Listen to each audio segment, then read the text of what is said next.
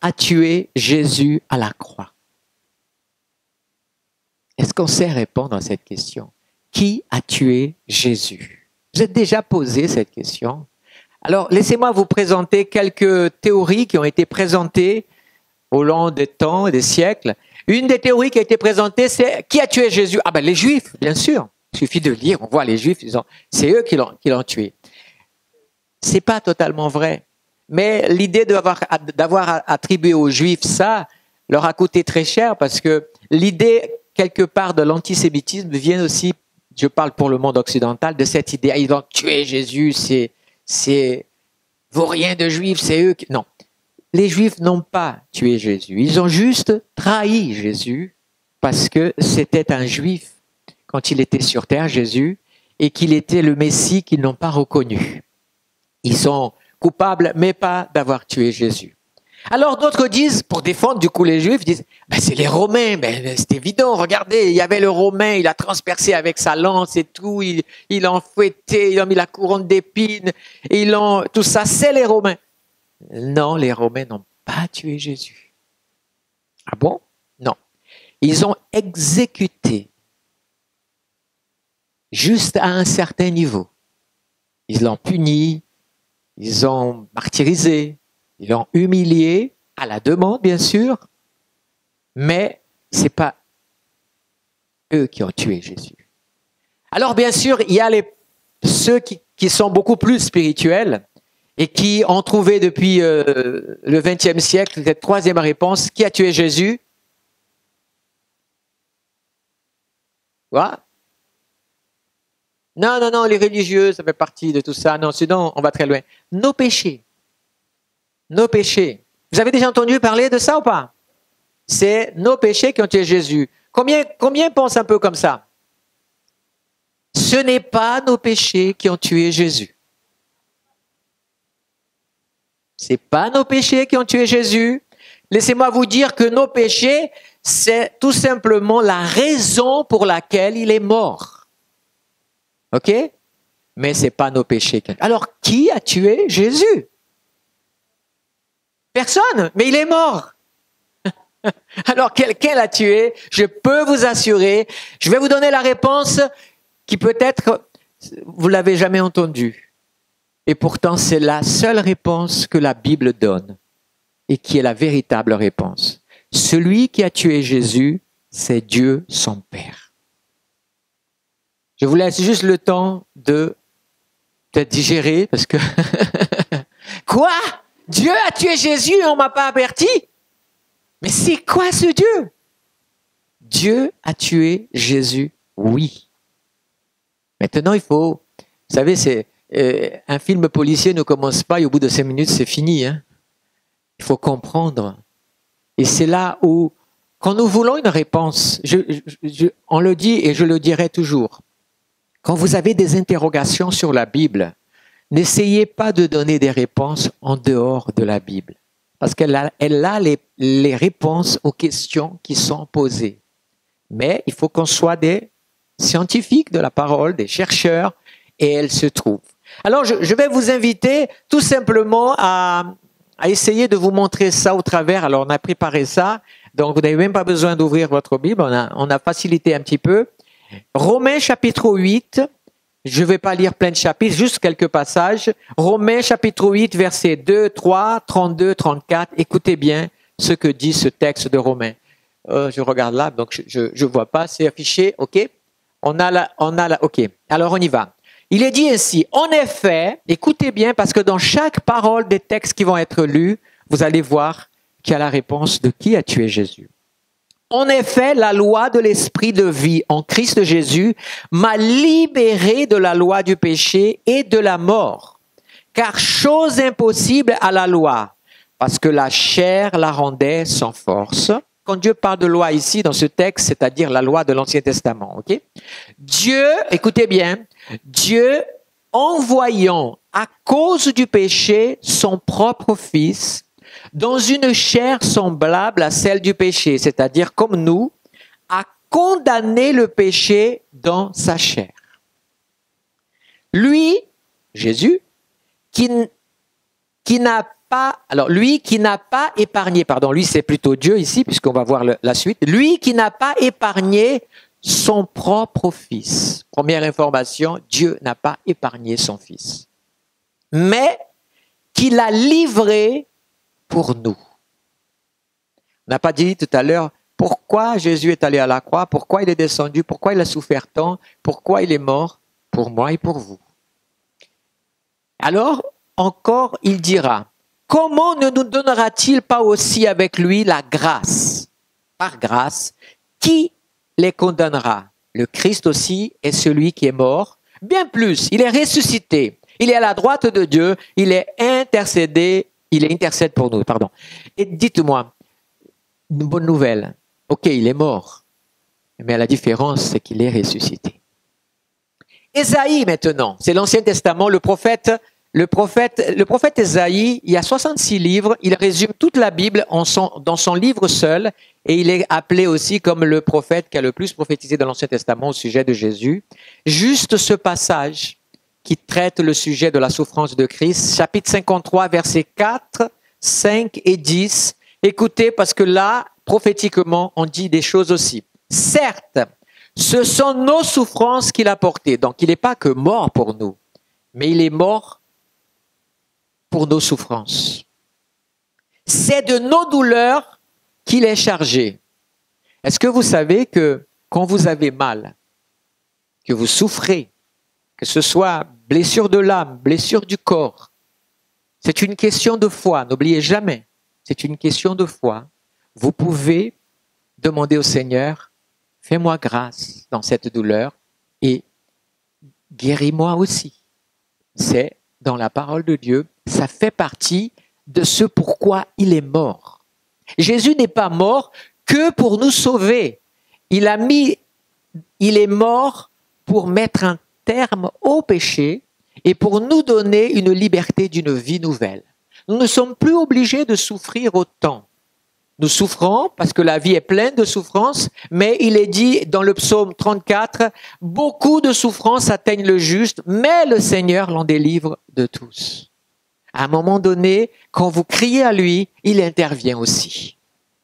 Alors il est dit, c'est de nos douleurs qu'il s'est chargé et nous l'avons considéré comme atteint d'une plaie. C'est-à-dire, il est contagieux. Ok? Et là, regardez le texte. Comme frappé par Dieu et humilié. Qui est-ce qui l'a humilié, qui l'a frappé? Dieu. Tout à l'heure, on va comprendre le pourquoi. Mais en attendant, on essaye simplement de valider cette idée-là. Frappé par Dieu et humilié. Mais il était transpercé à cause de nos crimes, écrasé à cause de nos fautes. Et là, il est dit ce verset merveilleux, le châtiment qui nous donne la paix est tombé sur lui et c'est par ses meurtrissures que nous sommes. Vous voyez, la guérison fait partie de la croix. On a la foi pour être sauvé, mais on n'a pas la foi pour être guéri. C'est un truc paradoxal chez les chrétiens. Et c'est pour ça qu'ils sont très souvent dans la souffrance de la maladie et ne la bénéficient plus. Par contre, si on leur demande s'ils sont sauvés, ils vont dire oui, je suis sauvé. Et pourtant, c'est le même sacrifice qui a donné cela. Amen. C'est une question de foi. C'est une question de recevoir cela. Après, alors par nos maladies, ok, nous sommes guéris, il a plu à l'Éternel de le briser par la souffrance. Il a plu à Dieu de le mettre dans cette souffrance. Là, vous vous dites, waouh. Hein? Après s'être livré en sacrifice de culpabilité, il verra une descendance et prolongera ses jours. Et la volonté de l'Éternel s'effectuera par lui. Est-ce que vous avez déjà entendu parler d'Abraham? Abraham, c'est le plus grand personnage de l'Ancien Testament. Et certains mettent, mais il y a Moïse quand même, il y a concurrent, il y a David, il y a Élie, Personne n'est plus grand dans l'Ancien Testament qu'Abraham parce qu'il est le début du projet de Dieu. Or, cet homme qui vivait du côté de Haran vers la fin, vous savez, du côté là où se trouve l'Irak, l'Iran, Dieu l'a appelé, dire lâche un peu toutes ces idoles que tu as, qui sont issues des Akkadiens, des Sumériens, de toutes ces civilisations qui se sont installées dans ce croissant fertile, comme on appelle. Et vous avez le Tigre et l'Euphrate comme les deux grands fleuves qui sont là. Et Dieu a dit, viens Abraham, laisse tout ça et viens, je vais t'emmener dans une terre et je ferai de toi une nation qui remplira la terre, qui sera pas possible de compter. Alors waouh, belle promesse. Et Abraham, qui s'appelait pas Abraham, mais Abraham à l'époque, prit Sarah, prit le petit Lot, et ils sont partis. Il a vécu plein de choses difficiles, des vertes et pas mûres et tout ça. Et puis voilà que le jeune Isaac est né et que tout était magnifique. Abraham avait déjà plus de 100 ans. Effectivement, il vivait un peu plus encore qu'aujourd'hui. Et vient un moment dans un texte où Dieu va demander à Abraham d'offrir son fils en sacrifice. Alors le texte, c'est Genèse 22, versets 7 à 10, 12, 16 et 18. J'arrive à la fin de ce passage où il est dit comme ça. Vous savez, quand il monte pour aller vers le sacrifice, Isaac n'est pas bête. Il regarde un petit peu et tout d'un coup il dit, on va faire quoi là-haut? On va offrir un sacrifice à Dieu. Alors Isaac dit, ok, Père Abraham, mais mon père, oui, me voici. Écoute, je vois le feu, je vois le bois, mais je ne vois pas l'agneau. Il a commencé à... Il s'est dit, il y a quelque chose qui ne va pas là. Normalement, on aurait dû amener un agneau là. Il n'y est pas. Et Abraham va répondre avec cette réponse, c'est pour ça qu'il est devenu le père de la foi. Parce qu'il va dire quelque chose qui va le dépasser. Il va dire... Abraham répondit, mon fils, Dieu va se pourvoir lui-même de l'agneau pour l'Holocauste. Dieu va trouver un agneau qu'il va offrir lui-même. Mais Abraham, lui, tout ça n'était que de la foi. Mais le cœur d'Abraham disait, c'est pas possible. J'ai donné tellement à Dieu, il me demande un tel sacrifice, mais il est allé. Ne me demandez pas d'expliquer comment il a fait ça. Mais en fait, Abraham, ce qu'il faut comprendre, c'est que dans l'Ancien Testament, beaucoup de choses sont des images qu'on va comprendre dans le Nouveau Testament. Et Abraham, en fait, ici, il fait le rôle de Dieu dans quelque chose qui va être beaucoup plus tard une réalité sur la croix. Abraham prend son fils et vous savez où il a amené son fils pour être sacrifié? Si vous avez déjà regardé en Israël l'esplanade des mosquées, là, avant se trouvait le temple de Salomon, le deuxième temple. Aujourd'hui, c'est l'esplanade des deux mosquées. C'était dans cette colline-là qu'Abraham est monté à son époque. Il n'y avait pas tout ça. C'est là. Et c'est pour ça que cet endroit est devenu. Pourquoi il y a une esplanade des mosquées là? Parce que dans la mosquée où il y a le dôme, la dorée, il y a une pierre dedans. Donc personne n'a le droit comme ça. Il n'y a que des gens très spéciaux qui peut-être y permettent. Il y a une pierre qu'on dit que c'est sur cette pierre qu'Abraham a mis son fils pour être sacrifié. Donc on est ici dans un moment qui va dépasser l'histoire et Abraham va monter, il va dire et ils marchèrent tous les deux lorsqu'ils furent arrivés à l'endroit que Dieu lui avait indiqué. Donc vous savez maintenant où c'est. Abraham il construisit l'autel et disposa le bois. Il ligota son fils Isaac et le mit sur l'autel par-dessus le bois. Oh, Abraham, il avait quelque chose comme 127 ans à cette époque. Isaac et Abraham. Et Isaac, il avait quelque chose comme 12, 14 ans. Moi, je ne sais pas vous, mais si mon père veut m'attraper, me ligoter, moi, je pars en courant. Et le papy ne me rattrape pas. Vous êtes d'accord ou pas? Franchement, combien seraient restés ici si un truc pareil arrivait? Merci Seigneur, ça n'arrive plus. Mais à l'époque, et non! Isaac, il a entendu ce que son père a dit. Et il s'est associé à sa foi, il a dit, allez, faisons confiance, on va y aller. Et là, il va l'attacher, puis il va le mettre sur l'autel par-dessus le bois. Puis Abraham étendit la main et prit le couteau pour égorger son fils. Waouh! Dis donc, je suis venu à l'église pour une histoire qui fait peur, quoi. Je réfléchirai 2 fois à l'invitation. C'est terrible cette scène-là. Abraham était vraiment prêt à faire ça. Vous savez, ce qui se passe dans le cœur d'une personne, dans le domaine de la foi, n'est pas toujours compréhensible pour une personne qui ne vit pas la foi. Alors c'est facile parfois de critiquer, ouais, avec la mentalité qu'on a aujourd'hui, on critique facilement, on critique même quand on ne sait pas, on critique. Tellement on est habitué à ça. Mais lui, il va le faire. Il va le faire. Sauf que Dieu intervient, dit le texte. Dieu intervient. L'ange dit, n'étends pas ta main sur le jeune homme et ne lui fais rien, car j'ai reconnu maintenant que tu crains Dieu et que tu ne m'as pas refusé ton fils, ton unique. Et il dit, je le jure par moi-même, parole de l'Éternel, parce que tu as fait cela et que tu n'as pas refusé ton fils, toutes les nations de la terre te diront béni par ta descendance, parce que tu as écouté ma voix. Est-ce que cette parole s'est accomplie? Voyons voir. Abraham est le père d'Israël par Isaac. Ils bénissent Abraham. Tous les musulmans de la terre bénissent Abraham parce qu'il est aussi le père d'Ismaël, qui a donné les nations arabes.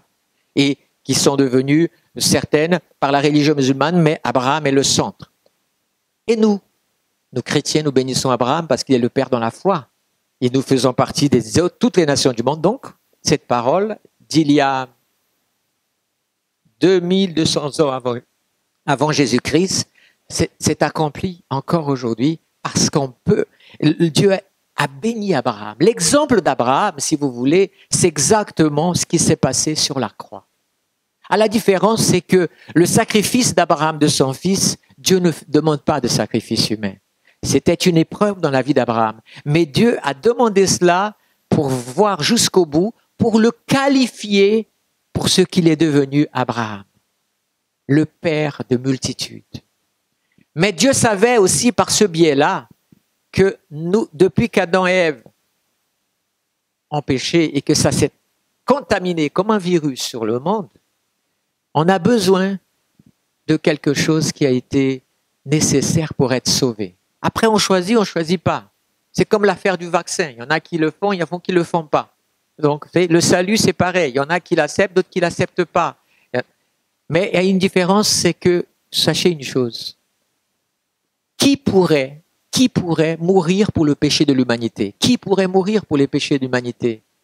Dans le livre de l'Apocalypse, il est dit que on a cherché dans les cieux, on n'a trouvé personne parmi les anges qui soit capable, qui soit parfait. Pourquoi? Parce que parmi les anges, il y a eu une équipe d'anges qui ont suivi Satan et donc ils ont souillé un peu cette idée, les anges, ils sont disqualifiés. Alors on a vu sur terre, on a regardé tous les hommes fabuleux, y compris Abraham lui aussi, et à un moment donné, ils ont fauté aussi, donc ça n'allait pas. Alors ni sur la terre, ni dans les cieux, ni en enfer, on ne trouve personne. Alors qui? Alors Dieu n'avait qu'une solution pour acheter l'humanité. Je vais descendre en forme humaine, vivre comme les humains, et c'est pour ça que Jésus est appelé le Fils de Dieu. Donc dans la Trinité, vous connaissez ça, un Père, Fils, Saint-Esprit. Donc Jésus est le Fils de Dieu par cette notion de la Trinité, mais par cette notion. Mais c'est Dieu en personne qui est là aussi. Mais fait humain, pris chair humaine pour être là. Vous savez cette idée de Dieu qui descend là, on le sait dans la Bible depuis longtemps, mais vous étudiez la mythologie grecque, la mythologie scandinave, la mythologie romaine, et vous avez remarqué que la même chose, c'est Dieu là à fond. On a le Jupiter ou le Zeus, qui tout d'un coup se transforme en un cygne ou je ne sais pas quoi. Vous voyez que c'est incarne. Les gens disent, comment Dieu peut faire ça? Toutes ces croyances philosophiques qui ont institué ce que parfois nous croyons beaucoup, quand nous sommes le lundi, c'est quoi? C'est la Lune. Le mardi, c'est Mars. Et c'est un Dieu aussi. Vous voyez, cette mythologie-là, elle a imité cette réalité spirituelle sans le savoir déjà, qu'il y avait une incarnation. Sauf qu'elle s'était passée aussi dans cette période du 1er siècle. Donc, qu'est-ce qui se passe? Dieu est venu sur terre en forme d'homme. Et qui pouvait tuer Dieu? Les Romains? Bien sûr que non. Quand Pierre a coupé l'oreille du soldat dans le jardin de Gethsémani, Jésus dit, hey, calme-toi, jeune homme. Je sais où je vais. Et c'est pas la peine. Pas la peine. Donc il a dit à Pierre, si je voulais, juste 12 légions d'anges descendent et ils règlent. Il n'y a plus personne pour raconter l'histoire. Donc il a accepté. Il a accepté. En même temps, il va souffrir parce que c'est pour nous qu'il le fait. Parce que la dimension de Dieu, c'est il faut que quelqu'un paye pour le péché. C'est tout. Aujourd'hui, les gens sont là, moi je ne veux pas devenir chrétien parce que ceci... Votre péché est déjà pardonné, les amis. Mon péché est pardonné. Simplement, j'ai besoin d'aller juste à la poste du ciel le chercher. Le pardon de mes péchés. En recevant Christ dans ma vie. En acceptant son sacrifice. On a l'impression qu'il faut faire 1001 sacrifices, se couper un bras, vendre un œil pour avoir le salut ou je ne sais pas quoi. Alors que cette souffrance-là, ce prix-là, eh bien, sur la croix, et je vous lirai simplement ce dernier passage, c'est Matthieu 26, 39, 42, 44, 27 et 46, où il est dit, Jésus au Gethsémane, il dit, puis il s'avança un peu, se jeta la face contre terre et pria, mon Père, s'il est possible que cette coupe s'éloigne de moi, toutefois, non pas comme je veux, mais comme tu le veux. Jésus a fait 3 fois cette demande au Père. Le Père a dit, mon fils, non, il faut y aller jusqu'au bout. Parce qu'il ne s'agit pas de moi et de toi.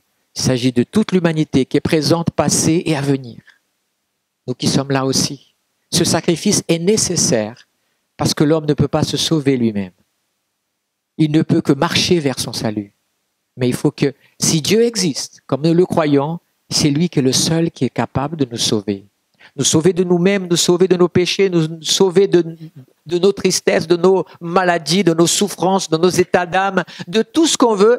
Il est le seul qu'on peut garantir comme la solution. La question c'est, est-ce que j'ai la foi dans ce Dieu pour l'accepter tel qu'il est? Alors Jésus, ok, il s'éloigna une 2e fois, mon Père, il s'éloigna une 3e fois, que ta volonté soit faite. Il les quitta, s'éloigna de nouveau, pria une 3e fois, etc. Et puis, sur la croix, vers la 9e heure, c'est quelque chose comme 15 heures de l'après-midi, quand Jésus a dit ça. 3 heures de l'après-midi, Jésus a dit, Eli, Eli, lama sabachthani, ça c'est de l'araméen, qui veut dire, mon Dieu, pourquoi m'as-tu abandonné? Pourquoi Dieu l'a abandonné? Parce que, pourquoi Jésus est mort aussi, c'est la même question. Parce que Dieu ne peut pas voir le péché, mais il aime le pécheur. Dieu n'est pas préoccupé. Personne ne peut surprendre Dieu en disant « Waouh, je viens de pécher, mon Dieu !» Dieu savait que tu allais pécher. Dieu, simplement, il a mis à un endroit le bouton du salut. Pour que le jour où tu dis « Je veux vivre une vie différente, je veux connaître Dieu, je veux laisser Dieu venir dans ma vie et le laisser faire. » Peu importe comme tu es, comme tu viens, ce que tu as fait ou ce que tu vas faire, Dieu t'aime tout simplement. Et c'est là où le sacrifice est terrible. C'est qu'il a tellement d'amour que Jean 3,16 dit, car Dieu a tant aimé le monde qu'il a donné, qui? Son fils. Donné pourquoi? Pour mourir. Mais comme on ne peut pas enlever la vie de Dieu, la preuve, il est ressuscité. Donc, c'était lui, quand Jésus va lui dire, à la croix, on a tous vu ça dans les films de Mel Gibson ou bien d'autres qui ont été vus, Jésus de Nazareth, Roi des rois, enfin plein de films, ce cri qui dit, tout est accompli, Père, je te remets mon esprit. Ce n'est pas la lance. Quand les soldats sont venus avec la lance, il avait déjà rendu l'esprit. Parce qu'il a donné. Personne ne peut enlever ta vie. Parce que ta vie, elle est éternelle. Il n'y a que ton corps qui va à la terre. Mais ta vie va vers Dieu et devant Dieu, tu te présenteras. C'est notre cas. Il n'y a pas là devant Dieu, il n'y a pas de riche, il n'y a pas de pauvre, il n'y a pas de super pasteur ou pas pasteur, religieux, pape, imam, rabbin. Devant Dieu, on est tous égaux. Est-ce qu'on accepte le sacrifice de son Fils qui est mort pour nous? C'est tout le secret de l'Évangile. Et c'est ça pourquoi l'Évangile est une bonne nouvelle. Donc oui, Dieu ne s'est pas suicidé, mais il s'est donné pour mourir. Et donc comme à la fois il est au ciel et à la fois il est sur la terre, il n'y a que Dieu qui pourrait faire ça. Il Il n'y a que Dieu qui pouvait arrêter parce que c'était fini. À la croix, il avait accompli tout ce qui est nécessaire pour être sauvé. Mais s'il n'était pas ressuscité, alors je vous dis, je ne serais pas ici devant vous. Si Dieu n'était pas ressuscité, si Jésus n'était pas ressuscité, c'est parce qu'il est ressuscité qui montre que ce Jésus-là, c'était pas n'importe qui. C'était Dieu. Qui a la vie. Donc mourir pour lui, ça veut dire quoi? En fait, ce n'est rien. Puisqu'il vit d'éternité en éternité. Donc quand on regarde avec le regard humain, Dieu a tué Jésus, quelle horreur! Avec notre mentalité, bien sûr, c'est horrible, tout le monde peut être choqué. Mais si on la voit d'un point de vue de Dieu, il n'a souffert que dans sa chair, mais pas dans sa mort. Tout simplement parce qu'il est dedans le maître de la vie. Alors, je vais m'arrêter là, mais je vais simplement prendre une minute et prier. Et vous inviter tout simplement, si vous voulez vous recueillir un moment, une minute, en baissant la tête, en gardant les yeux fermés, en écoutant Dieu, peut-être même en parlant de vous-même à Dieu. Profitez de ce moment, un moment pour dire quelque chose à Dieu que vous avez envie de dire. Si vous avez jamais dit quelque chose à Dieu et que vous avez envie de dire, mais de tout votre cœur, faites-le. Que ce soit ras-le-bol, dites-le. Vous croyez que Dieu ne sait pas écouter quelqu'un qui dit qu'il y a ras-le-bol? C'est parce qu'on a une idée religieuse de Dieu. Dieu est un Père, c'est la première image. Je peux dire à Dieu quand j'ai marre, quand j'en ai marre. Mais la crainte de Dieu dans mon cœur me donne un respect pour Dieu. Parce que je vis avec lui. Mais quand je ne le connais pas, c'est normal. Et toi qui as fait ça, qui a fait ça. Vas-y, il n'y a pas de problème. Mais s'il te plaît, quand tu auras fini de parler tout ce que tu auras voulu à Dieu, donne-lui le temps aussi de te parler. Parce que c'est un dialogue. C'est pas que moi qui envoie la pierre à Dieu. J'ai besoin aussi de laisser le temps que Dieu me réponde et montre combien il m'aime. Béni soit le nom de l'Éternel. Père, merci.